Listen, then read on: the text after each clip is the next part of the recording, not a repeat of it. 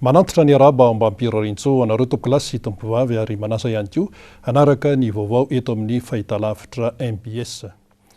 Efa fiainana isanandro eto Antananarivo renivohitra ny fitohanan'ny fifamoivoizana.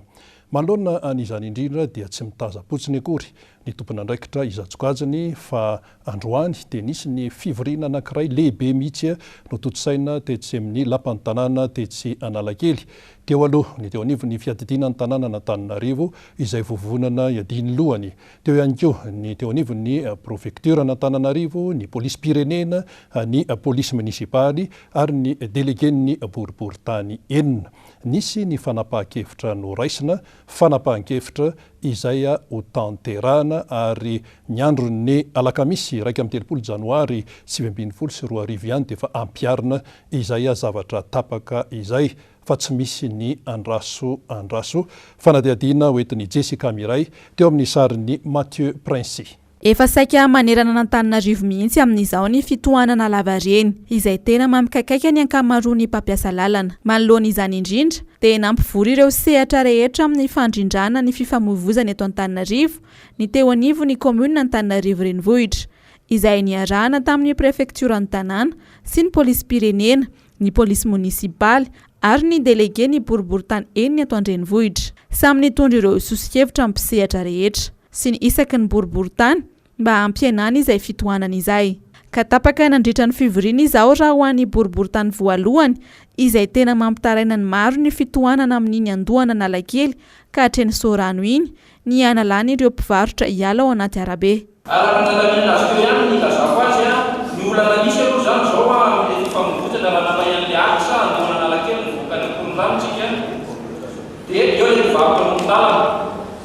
Ny vaolana hoentinay zany dia efa manomboka raha-pitsomarana dia manomboka ny anay miasa ametraka polisy izay tomponanay voakasika moa zany manomboka raha-pitsomarana izay dia milava manomboka ny andohana Analakely mandrapivoaka ny Sorano hoe sorona misy dia mivarotra anaty lalana rehetrarehetra. Eo amin'ny trottoir moa zany miaraka amin'ny trottoir daholo izay latsaka anaty lalana rehetrarehetra fa isopany mba mahazo tovolahy voa zany manomboka ny supermuzika mandrapivoaka any Sorano dia miaraka Sorano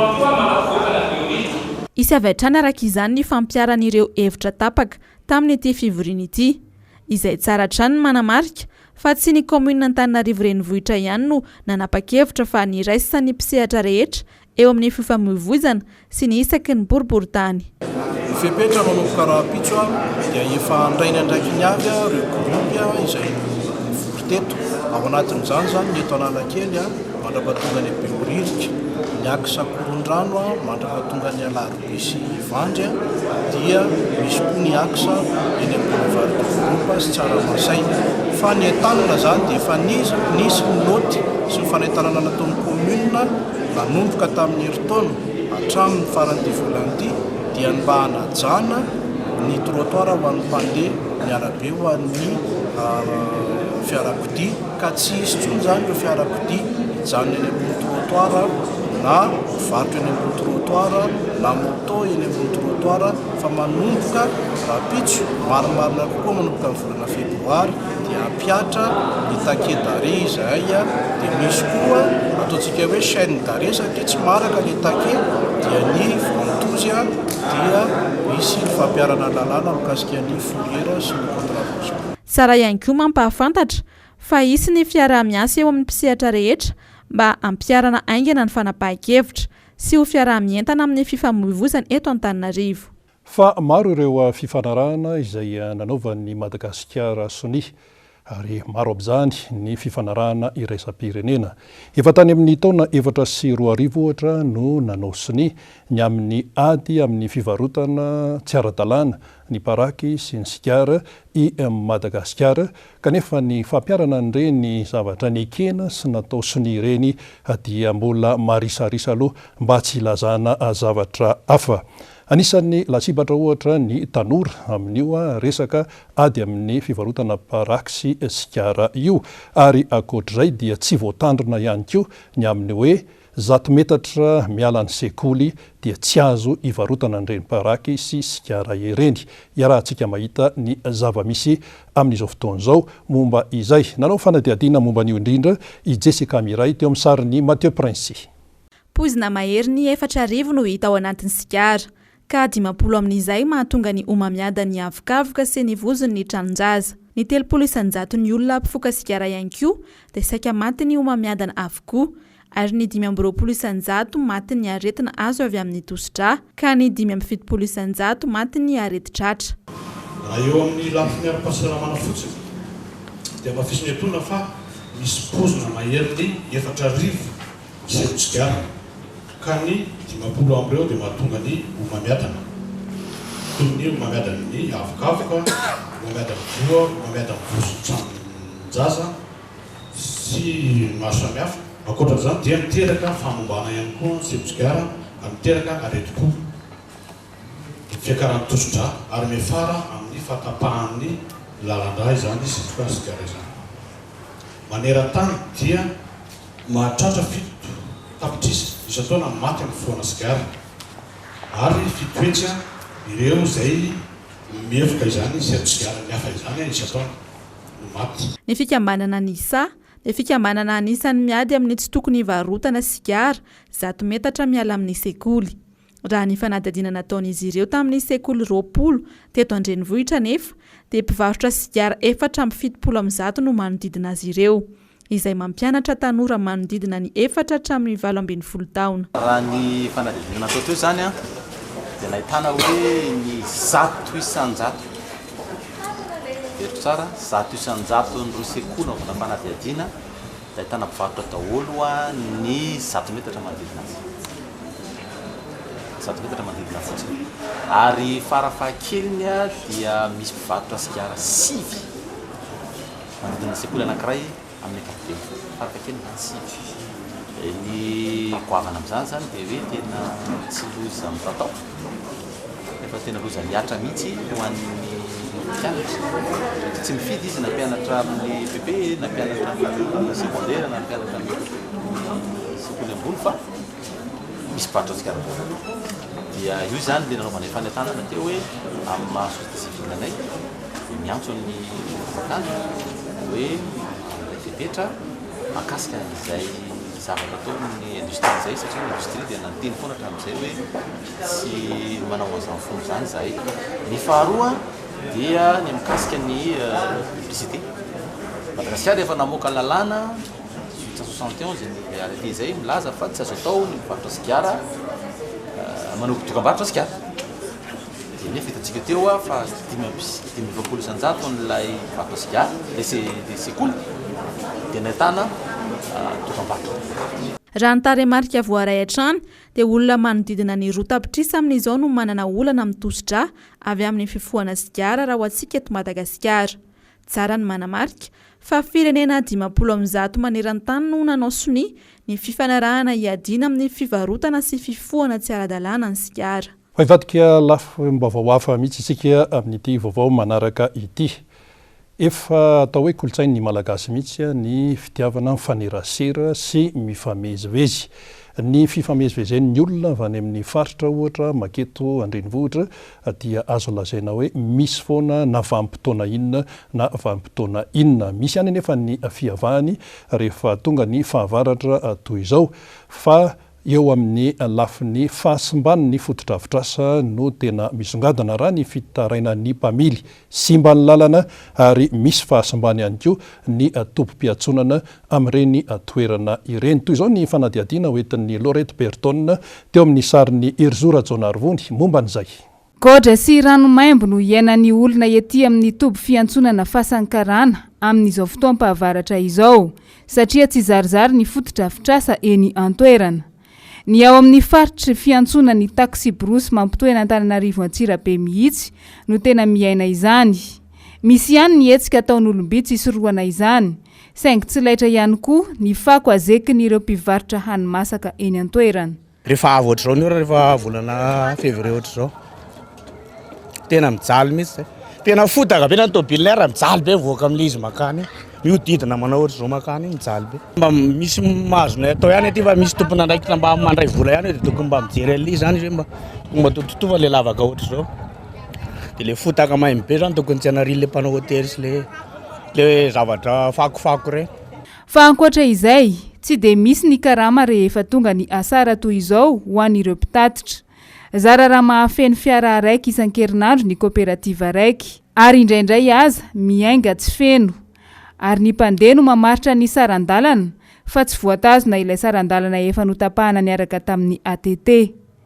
Rehefa eny andalana indray dia ny lalan-dratso no tena sakaiza tsy mahafoy ny mpitatitra amin'ny lalam-pirenena fahafito iny rehefa fahavaratra. Maina ny karama amin'ny efa fahavaratra zay ny olona tsisy mandeha firy, dia ny taxi brousse miena ny mpandeha dia mandeha tsy feno.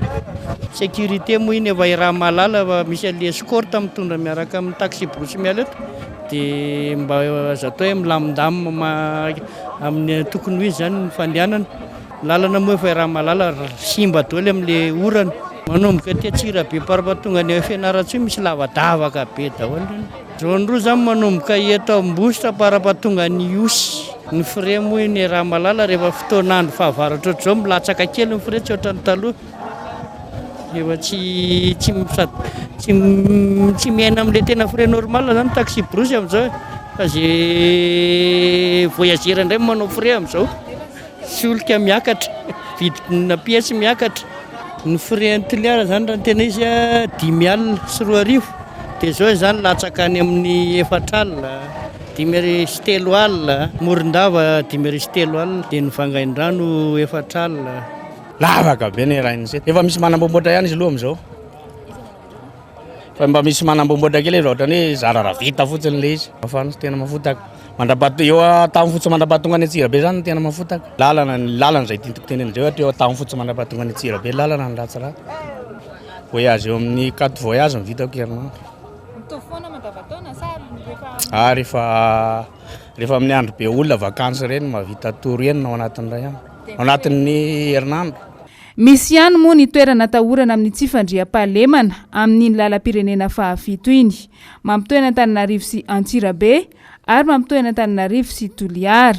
Saingy hatreto, araka ny nambaran'ny mpamily, dia misy ny fiaramientana amin'ny mpitandro ny filaminana ka somary lefilefy kely izany tsy fandriam-pahalemana izany.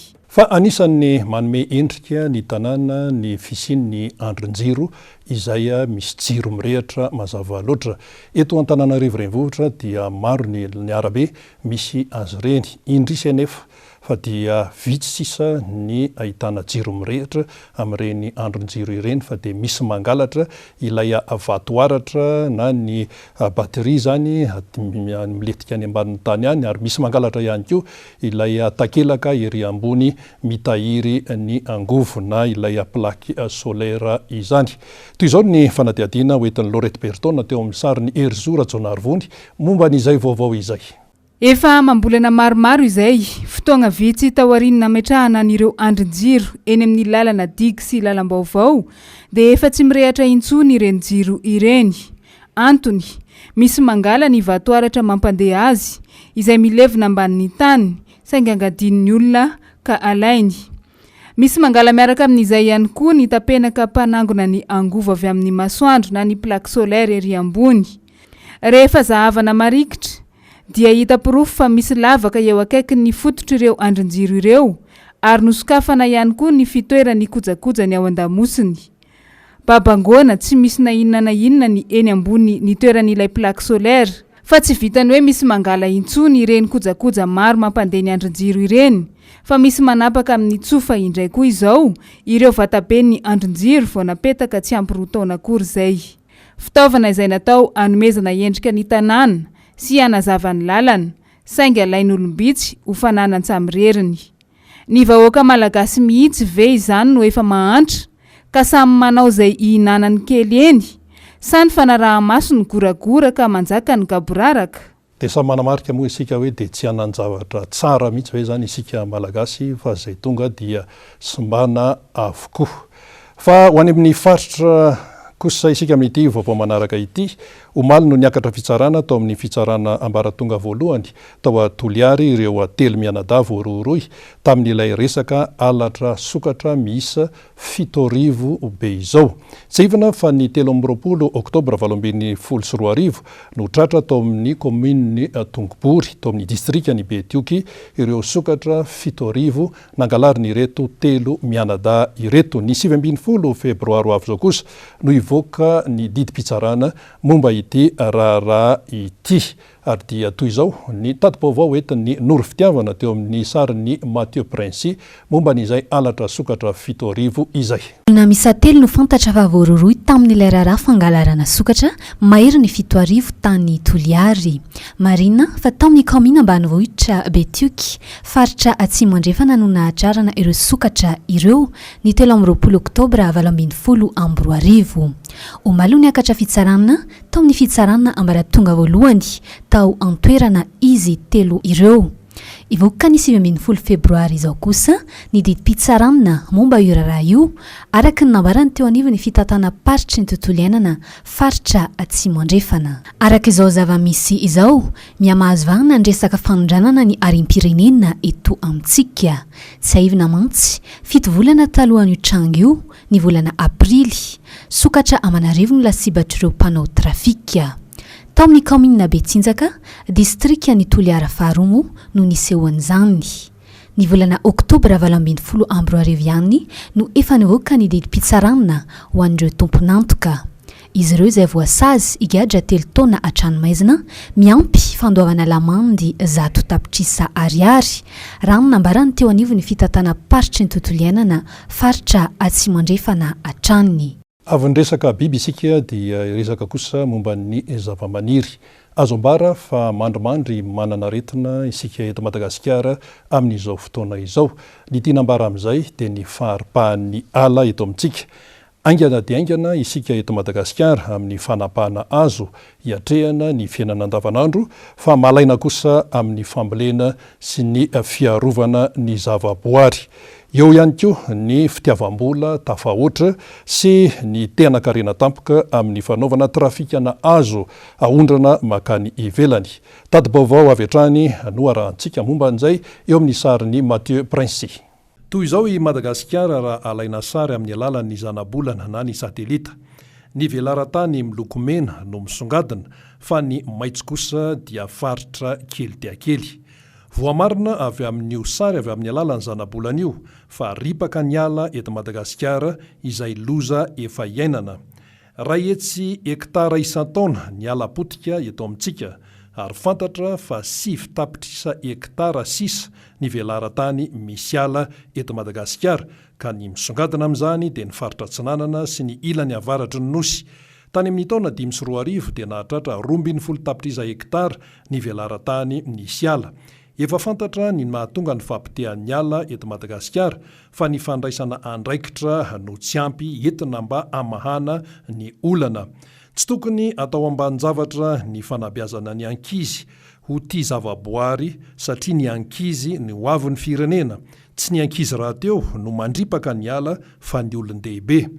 Fotoana ny fambolekazo sika amin'izao fotoana izao, tsara ny mamboly azo saingy tsy maintsy misy ny fepetra hafa miaraka amin'izany toy ny tena fampiarana ohatra ny lalàna, fampiarana ny lalàna tsy misy adivarotra, eo ihany koa ny fampianarana amponina mba ahivelona sy anao fiariana tsy manapotika ny ala, ary eo ihany koa ny fampitomboana velaran-tany izay arovana. Fampitsaharana avy hatrany ihany koa ny toron-tanety sy ny teviala ary ny fampianana tsikelikely ny fampiasana arina na charbon amin'ny fandrahoan-tsakafo fa ampiasa zavatra hafa amin'izay resaka fandrahoan-tsakafo izay. Maro ny fepetra azo raisina fa miankina amin'ny finiavana no azahoana vokatra tsara raha toka anarina ny fahampitehan'ny ala eto Madagasikara isika menakafy. Fa raha tsaroantsika tsara dia nisy ilay raharaha fahaverezana tovovavy malagasy tany ivelany tany. Fantarary zao fa io maharainy io no nigadona tany Frantsa ny rainy Antotiana. Andray an-tanana ny amin'ny fikarohana izany Antotiana izany moa no antondiany mazava loatra. Tsy ivona fa ny 8 janoary lasa teo no tsy hita ity tovovavy Antotiana ity. Ary dia misy moa ny antso izay atao amin'ny tsara sitrapo, ny polisy amin'ny haino manjery rehetra ahitana zany ity tovovavy ity. Fanavadiana noetiny Noro Fitiavana teo amin'ny sariny Mathieu Princy ihany. androany maraina no ngadina tany Paris ny ray ny Antotina Andriamampianina anampy amin'ny fitadiavana ity farany. Marina fa nahazo ny visa exceptionnel avy tamin'ny ambasady frantsay ny rainy izay nahafahany manaraka akaiky izao raharaha izao. Tsy aivina ny 8 janoary lasa teo no tsy tapopoka ity tovavy ity tokony 13 taona lava volo mpianatry ny université any Paris atraniny. Etsy andaniny efa nisy ny etsika notarindreo diaspora malagasy tao antoerana nanomboka tamin'ny 20 janoary lasa teo. Tamin'ny alalana fidinan-dalambe ny lanjanina Sorabavety sy ny sarin'ny Antotina. Mbola tsy nahitambokana nefa izany miantso ireo malala tanana sy ireo tsara sitrapo, ny polisy, ny ainao manjery tsy ankanavaka, ny fianakaviany anampy amin'ny fitadiavana azy. Dia iny vaovao iny ihany koa no namarana ny vaovao tamin'ity fotoana ity teto amin'ny fahitalavitra MBS isaorana ianao naharitra hatramin'ny farany. Veloma tompoko.